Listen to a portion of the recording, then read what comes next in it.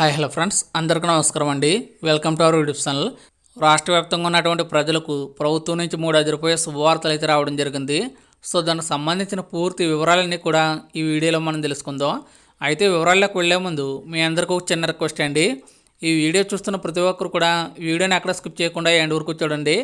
అదేవిధంగా ఇలాంటి మరిన్ని ఇన్ఫర్మేటివ్ వీడియోస్ కోసం మన ఛానల్ సబ్స్క్రైబ్ చేసుకొని పక్కనున్న బెల్ ఐకాన్ని ఆల్ నోటిఫికేషన్స్ యాక్టివేట్ చేసుకోండి.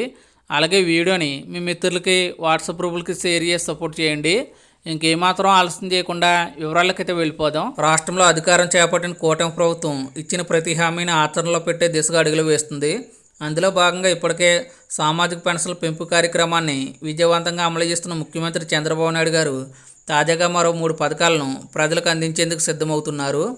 ఆగస్టు 15 స్వాతంత్ర దినోత్సవాన్ని పురస్కరించుకొని అన్న క్యాంటీన్లు ప్రారంభించబోతున్నారు. ఇప్పటికే అందుకు సంబంధించిన అన్ని ఏర్పాట్లు పూర్తయ్యాయి.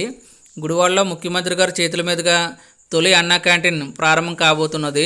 అదే సందర్భంలో ఏర్పాటు చేసే బహిరంగ సభలో మహిళలకు ఉచిత బస్సు ప్రయాణం, తల్లికి వందనం పథకాలపై కూడా అధికారిక ప్రకటన చేయనున్నారు. ఇప్పటికే పై 2 పథకాలకు సంబంధించి దాదాపు విధి విధానాలు కూడా సంబంధిత అధికారులు పూర్తి చేశారు. రానున్న నెల రోజుల్లో మహిళలకు ఉచిత బస్సు ప్రయాణం, తల్లికి వందనం పథకాలు కూడా ప్రభుత్వం అమలు చేయబోతుంది.